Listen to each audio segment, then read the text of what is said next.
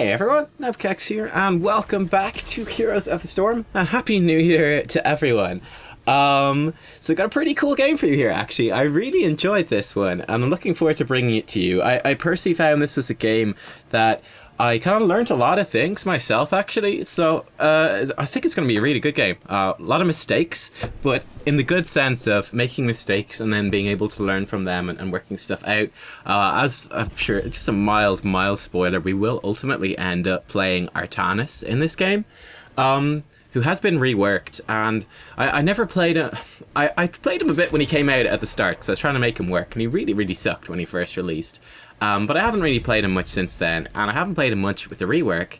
But I was looking at the win rates recently, as I was kind of getting refreshed and starting to come back to Heroes of the Storm again after taking a bit of a break. And noticed that Artanis has actually got a really good win rate. He's actually really strong right now. So very excited to actually get to try him out in a proper Hero League game. Gurdam Herd here picks Rhaegar first, which is a really nice start to the draft. I believe he is a professional support player. I recognize the name very much so. Not sure about the other guys in this game, but you guys can let me know. You're more up to speed on that than I would be. And the new team does grab Thrall. It would have been just so perfect for us to get Rhaegar, Raynor, Thrall. We would have just won the game at that stage. It's so disgustingly OP. What a combo. The Bloodlust combo, making things better. It's just really nice. With Thrall being picked away, my teammate here, Bam, was indicating that he wanted to play a warrior of some sort. You can see I'm desperately searching for Artanis. I don't even know where to find him. Like I said, I have him on a high level, but I'm not actually very experienced on the hero. Ironically, it's one of those weird things. The enemy team does get the Falstad and the Thrall. I think the Falstad is a bad choice overall. Like, it's fine, but there are things I would have rather picked up. I think, for example, Raynor Thrall would have been a far superior double pick for them. But we're more than happy to grab the Bloodlusted Raynor for ourselves. And I'm happy with Artanis as well. He's going to synergize really nicely with the Bloodlust too. Basically, we'll talk about him a bit more when we get into the game. But he is a bigger damage dealer now than he was before. And he's a bigger playmaker, but less of this unkillable tank. It basically sums it up. But we'll explore all the different ways when we get into the actual game. I think the enemy team, yeah, they don't actually ban anything, which is pretty interesting. I suppose we already have like a pretty well-rounded composition. It's kind of hard to ban us out of anything in particular. We'll be able to build a good comp no matter what. There's fantastic synergies already between the three heroes that we do have. And obviously removing the Artanis blind is one of the big counters to the Rhaegar. Actually, that's why they picked Falstad. He wanted the Gust to disengage from Bloodlust. I personally still would rather have had the Raynor to pick away. They could always pick up a Falstad later. Interesting though, but yeah, poor old Bam, half his heroes, most of the heroes that he was hovering got picked away by the enemy team, funnily enough. We'll see what they pick up next. And yeah, also to mention, guys, looking for some insight, some advice, if you guys have any, on video card drivers. I was driven nuts, absolutely nuts this morning, but I did get it, as you can see by the fact there is a video out today. I did get it eventually resolved. Come back to that in a second. ETC and Kerosene, they're actually making themselves a pretty good draft right here. The ETC pick obviously is a very good pick. With Diablo gone, I would, yeah, I mean, I think ETC is just a really good, really strong hero overall. I do like Diablo, like Apocalypse combos quite nicely into Earthquake. It helps land that. But ETC is really strong. We grab a Vala, which is interesting, and a Leoric, actually. So kind of a very strange draft. I think you can definitely see this season the drafts are quite a bit different from what they were before. Now, the enemy team is looking a bit more like it would have before, but our one is quite a bit different, actually. A lot of new heroes and stuff, which is cool to see. Which the Vala will combo with Bloodlust as well. I think it's okay. I think there could have been other picks. Like, it doesn't stand out to me as the greatest pick, but it also doesn't stand out to me as a particularly bad pick. The Leora kind of is unusual, but I actually quite like it here, and I was quite interested to see it. You know, he's another somewhat tanky frontliner to an extent. I think his passive, his trait, will be really useful on this map, actually. It will let him kind of go in, sneak in, and steal away some skulls pretty effectively. And he'll make life a bit more difficult, certainly for Thrall and for ETC. So, yeah, I don't feel like the the Valor picks were necessarily the best ones. I think if I sat down and went through the list of heroes, I could probably come up with 2 better picks. But I'm also not entirely opposed to them. I thought they make for a pretty interesting sort of composition right here. I mean, you got the Entomb as well, which will lock people in and ensure that we might get some value out of Bloodlust. It's kind of an interesting combo. But yeah, we are loading into Haunted Mines. Let's go. Hardware I'm running on my PC, right? I've got an FX 6300 processor. It's pretty old. And I've got AMD, excuse me, and then an AMD Core 9 280 graphics card. But anyway, there was a big update early in December to the AMD software, the driver for the graphics card. It's called the Relive update. Anyway, it's been bugging me for a while with these updates, so I said, you know what, I wasn't going to be recording a video, I think it was like a couple of days ago. It was like New Year's Eve. I didn't have time.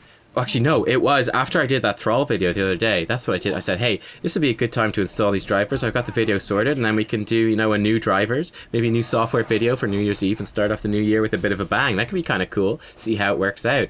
Basically, it's this recording thing that works with the graphics card. If you have NVIDIA, it's similar to NVIDIA Shadowplay. So I thought that'd be great. So I installed it and I tested it out, and I was like, man, the performance is absolutely crap. Then I decided I would compare it to my regular recording software, and I said, man, the performance here is absolutely crap as well. And then it was New Year's and I didn't have time to actually play. I came back to it today, the 2nd, and I was trying it out, and oh my god, the horror was getting just absolutely horrific performance. It was a disaster. It was just unplayable. The game was unplayable. But anyway, I had to uninstall all the graphics drivers. Luckily, I actually had the old drivers from September on my desktop. Interestingly, I have September and October drivers on my desktop.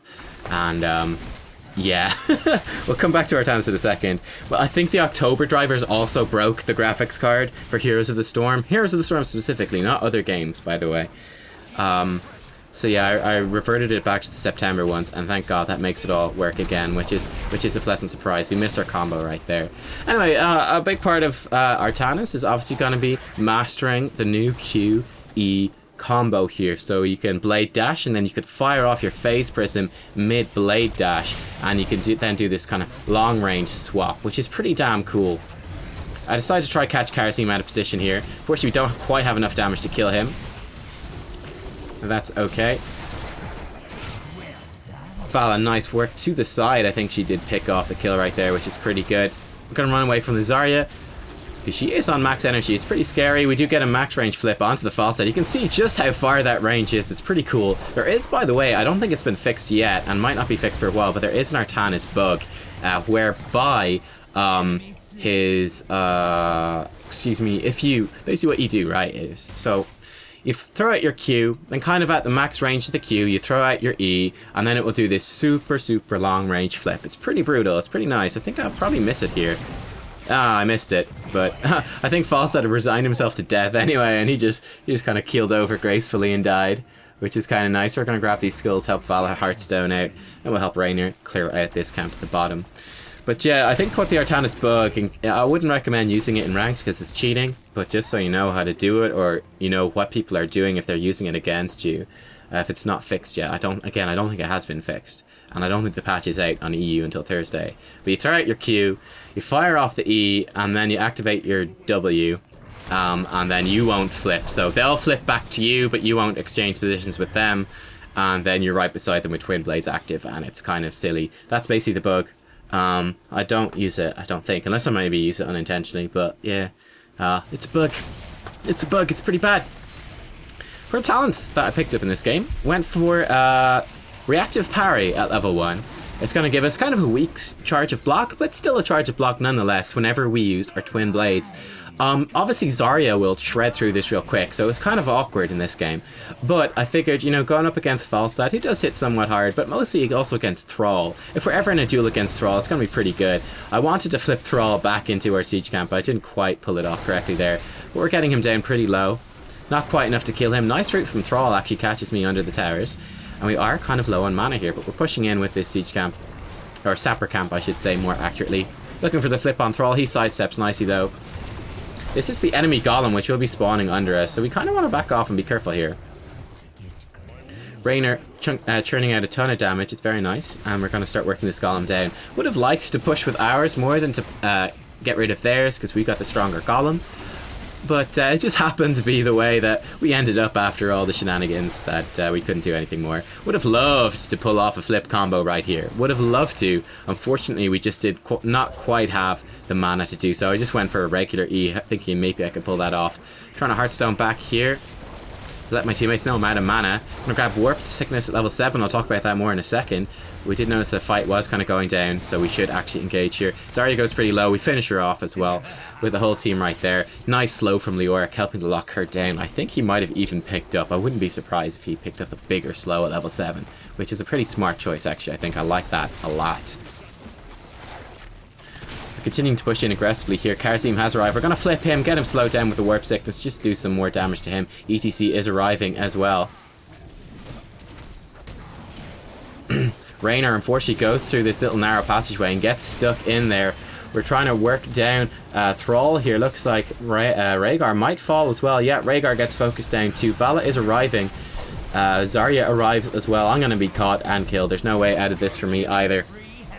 We are going to get taken down. Yeah, Raynor going down that narrow passage is able to be body blocked in by the ETC and picked off.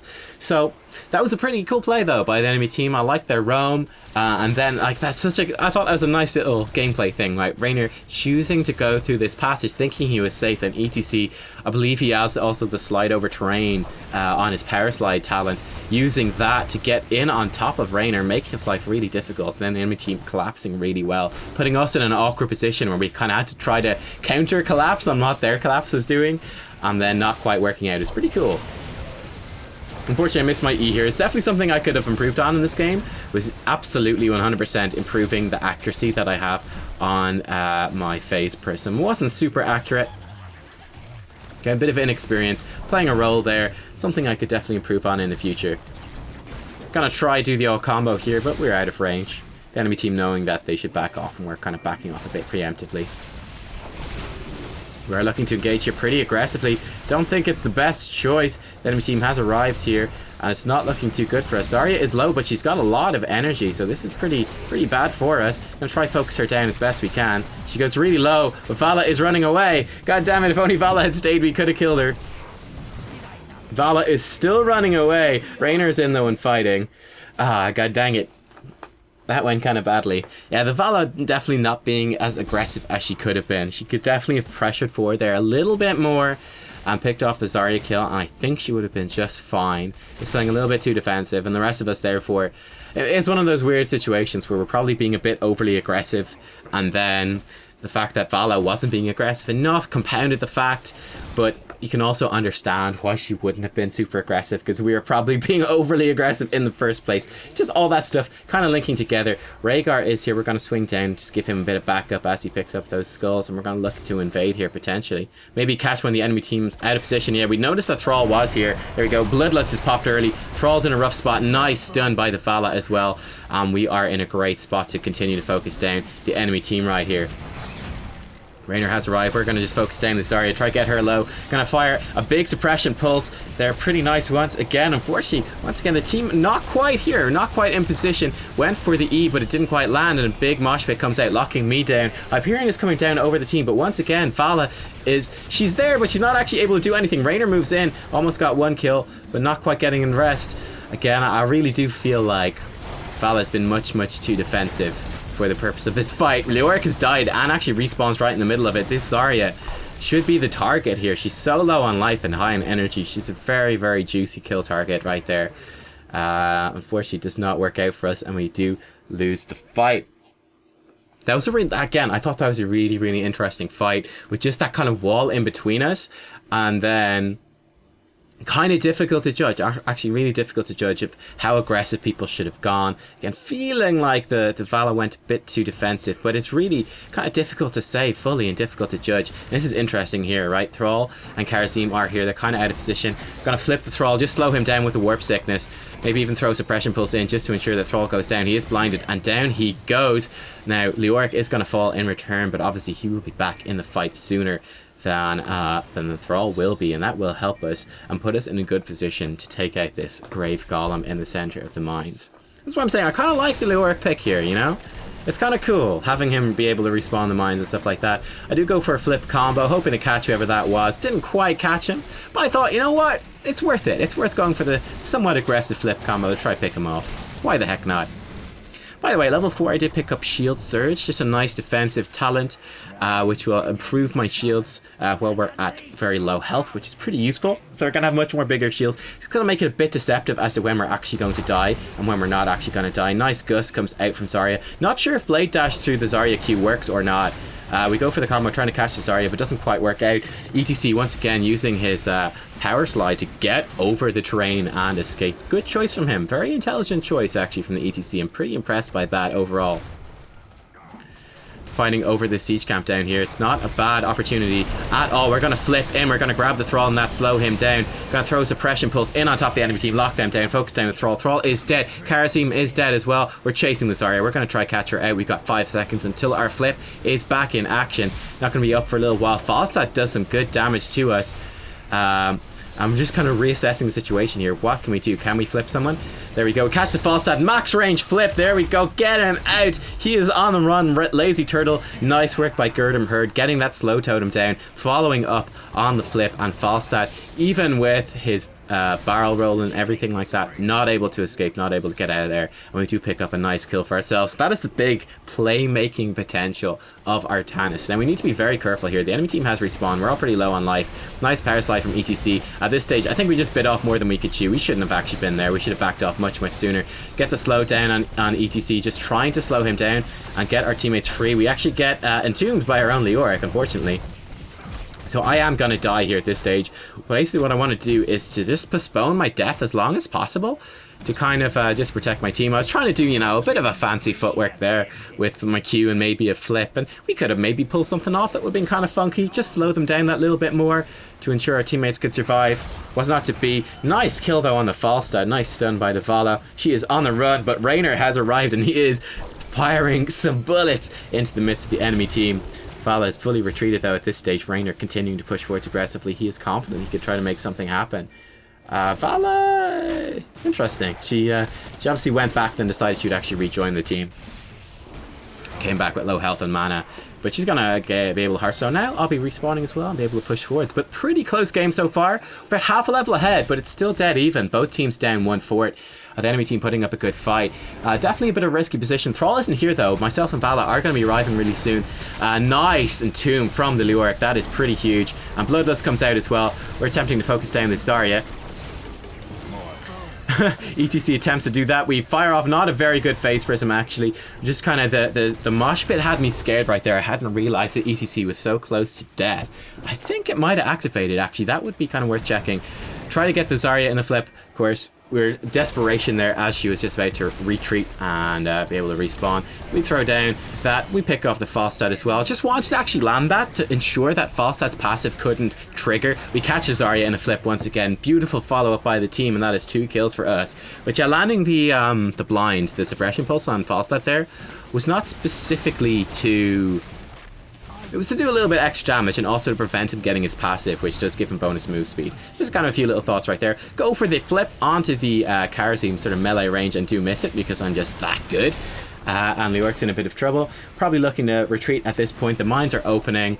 2 enemy heroes dead, but they're going to be respawning soon. This is a good chance to retreat, lick our wounds, and kind of get a good start to the mines right here. I think I'm going to mostly focus on kind of scouting at the enemy team as much as possible. Watching the minimap, paying attention. Alright, Falstad's flown into the vision point. Gotcha. Was thinking of maybe going for one of these, but then noticing, alright, Vala is here. We can help her out just a little bit. There we go, grab a skull, help her be as efficient as possible. The enemy team, we haven't spotted them take any camps in the mine, so this is somewhat risky. Just trying to scout this out. Are they coming through this direction? No. Maybe come back up towards the team. Alright, they must be coming down here. Yeah, they are. They've kind of caught Vala. This is not the best situation to be in. Is there any way we can save her here with a flip? Doesn't actually look like it. This is somewhat risky.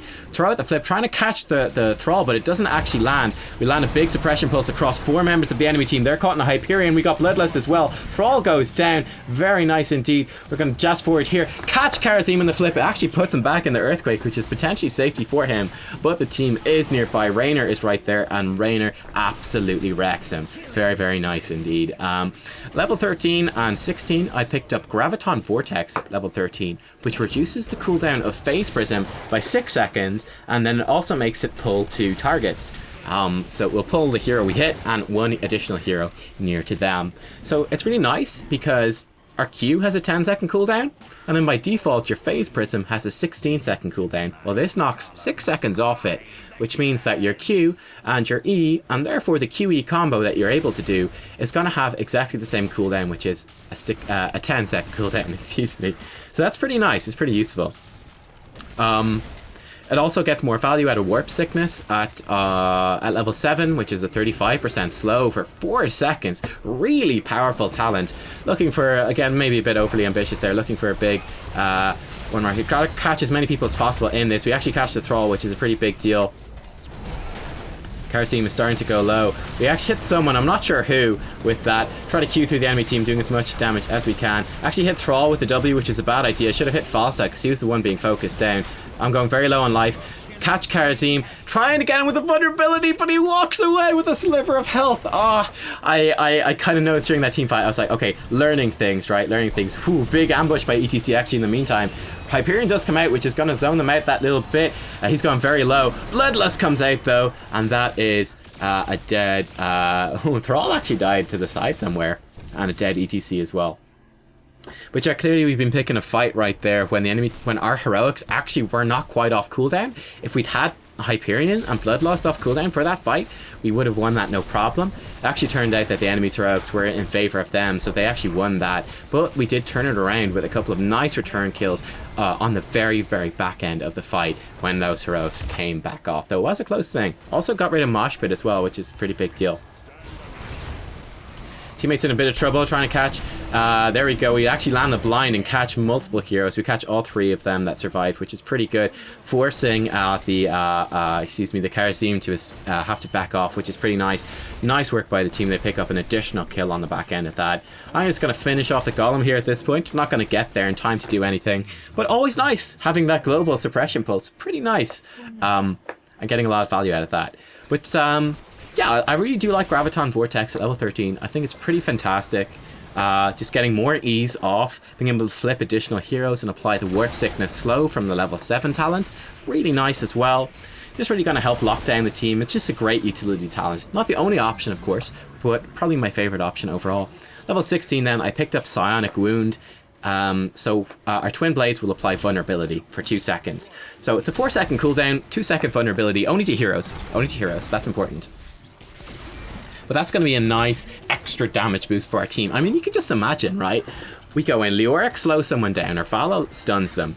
Then we have this Executioner, Giant Killer, Seasoned Marksman Raynor, empowered by Bloodlust, and then we hit someone with vulnerability. They are going to absolutely explode. It's going to be disgusting. Picking up Force of Will here at level 20 as well, which is going to make our shield pop more frequently. Our basic attacks will refresh it quicker. Being careful here, obviously we're looking like we're going to push in, pressure the final enemy, keep the enemy team looking for a flank here. We need to be careful of ETC. That's a big threat.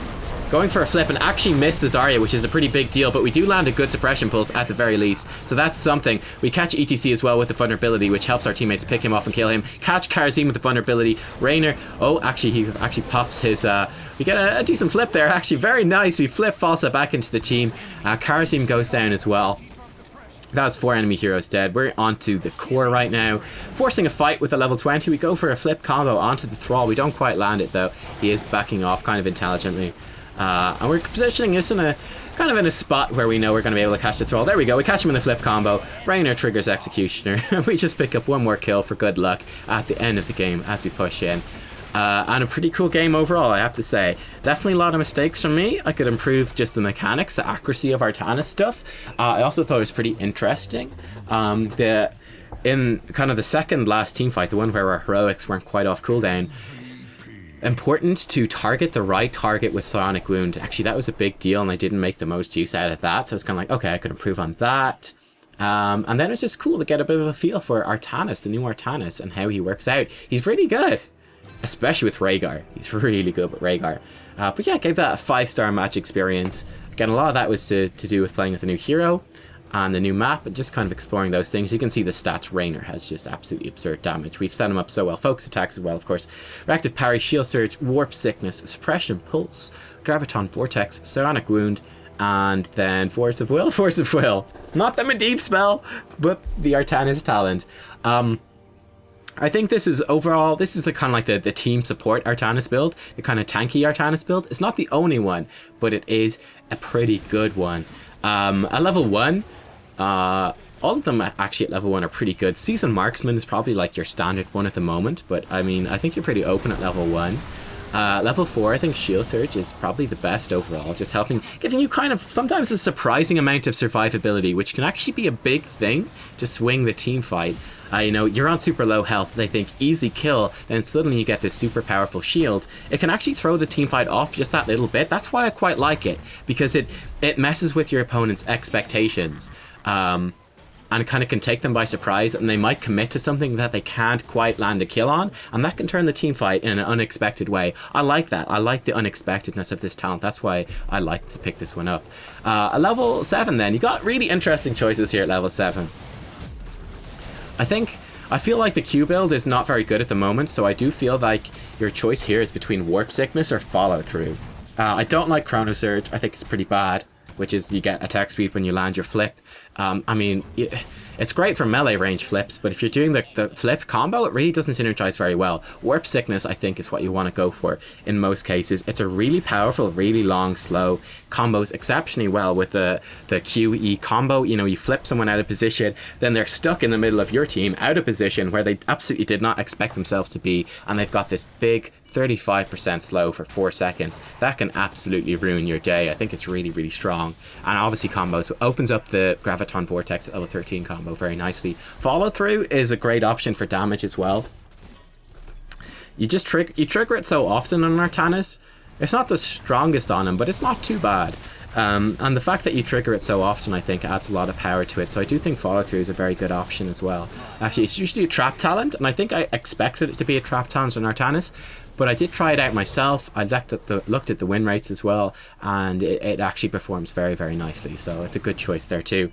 Level 10, they're both good heroics. Suppression Pulse obviously is going to be your most standard one. It depends on whether they have a team that's worth blinding or not. If they are worth blinding, then it's a great one to pick up. If they kind of don't, if they're mostly ability focused team, then you might want to opt for Purifier Beam instead, but generally Suppression Pulse is going to be pretty good. You want to land it in a team fight. Basically when a team fight is engaged, you want to land it on the main damage threats of the enemy team, and you know, a 4-second blind is really going to lock those heroes out of doing a lot. For example, in this game against Thrall would have been, and Zarya as well, would have been probably the priority targets overall. Even Kharazim, because they had a basic attack. They had the Iron Fist Kharazim. So a lot of good targets for Suppression Pulse. But kind of prevents them from doing damage through a large portion of the team fight. It's very powerful. Level 13, you got really interesting options as well. Triple Strike, Graviton Vortex, and I think Phase Bulwark are the ideal ones. I don't think the Q build is very good at the moment. I think actually the level 13 one is what they should change. I think that it doesn't synergize with the new design of Artanis. That is my opinion. I think they should change that to just increase its speed, or maybe your basic attack reduces cooldown or something like that. I've got a few ideas. I might do another video on Artanis, maybe a guide video or something when I get a bit of a better feel for him, and talk about how I would change some of his design to make him a little bit better. I think there's a little bit they could tweak to make him better. But yeah, Graviton Vortex, as you saw in this game, synergizes amazingly with the QE combo, synergizes amazingly with Warp Sickness at 7. It's just a fantastic talent overall. My favorite one apart from that is Triple Strike, which improves your damage and also your survivability a little bit by giving you an extra tick off your shield cooldown, which is really nice. Yeah, Triple Strike is a great option too. Phase Bulwark for some tankiness if they've got a lot of ability damage. Like if they're really mage heavy or something, Phase Bulwark could be a really good option. Level 16, I think they're all pretty viable. My favorite ones though would be Titan Killer and Psionic Wound. So Titan Killer, I love that if you combo that with Triple Strike. I think that's really good. really good. I tried it out. I tried out a follow-through triple strike Titan Killer Artanis and Seasoned Marksman as well. Guys, it's really good. It's really freaking good. Titan Killer just makes every twin blade strike do more damage. 2.5% of a hero's max health is damage. So that obviously combos well with triple strike, which gives you an extra strike. It's really, really nice. I like it a lot. I think if you grab Graviton Vortex, I would trend towards picking up Psionic Wound, which will make your twin blades apply vulnerability. I think that's a really useful thing to bring to your team, especially in this game when we had, you know, Raynor and Vala, even Rhaegar and Leoric. You know, we got a lot of other damage dealers on our team. I think it's kind of the less personal glory thing and the more team fighting thing. Though definitely something that I was learning in this game, using it, was that choosing then the correct target for Sonic Wound can be a very, very big deal. Like I said, I think there's one team fight there where the one where we had our heroics off cooldown, we didn't have them ready, and I used my twin blades on Thrall, who was in the back, kind of scared him off, but I should have used it on someone like Falstad or ETC, who our teammates were actually attacking, and then we would have won that fight a bit more convincingly, I think. So it's a small thing, you know, but something worth pointing out. Plasma Burn is Zealous Charge can be good as well, but I prefer the other ones. And then at level 20, I'm honestly not sure. None of them seem that good to me, honestly. I think, you know, if you go for the triple strike, Titan Killer, follow through, Seasoned Marksman build, like a more bruiser damagey build, I think Nexus Blades is actually surprisingly good. Force of Will is a good all-around option for a bit more survivability, especially at low health. It's really nice. Then... yeah, I do like Target Purified if you pick up Purifier Beam, actually. That'd probably be my favorite one. Orbital Bombardment, I'm not a huge fan of, honestly. I don't think it's that good, but it might be okay. I don't know. The level 20s don't really stand out to me. But anyway, there you go. There are my thoughts on Artanis. He's really strong right now, but it's definitely a very different type of hero than what he was before. It's actually a very large rework. It really does change the feel of him and how he works. He's much more of a damage-dealing bruiser right now, and he feels much more mobile. He feels like much more of a playmaker. I think it's really fantastic. So yeah, kind of master the QE combo and you'll do pretty well. We got some good ones in this game. We missed some as well, but that's okay. And then be the sort of tanky, bruisery damage dealer in the team fight. Like your basic attacks really do matter a lot. So I would, you know, try to make the most out of those and the most out of your damage. And hope you guys found that helpful. Guys, I'm a bit sick at the moment as well, so apologies if I'm a bit nasal or stuffed up in this video. And give it a thumbs up if you enjoyed. And again, a reminder, if you guys know anything about these graphic drivers, particularly with a AMD FX 6300 processor or an AMD Ore9 280 graphics card, and those working with the AMD Relive or Relive software driver update for the graphics card and with Heroes of the Storm, that'd be really useful to know, because I would like to be in a position where I can actually update my graphics drivers and not have the game basically stop functioning. I was getting like 20 FPS in team fights, like just chunking all over the place. It was going from like 60 FPS when nothing was happening to like chunking to 40 just randomly whenever anyone activated an ability, and then chunking to 20 when there were multiple abilities, and just even like just freezing entirely at times. And oh, it was awful. It was awful. It was awful. Anyway, enough of that. Thanks for watching, everyone. I'll see you all again next time for more Heroes of the Storm. Bye bye.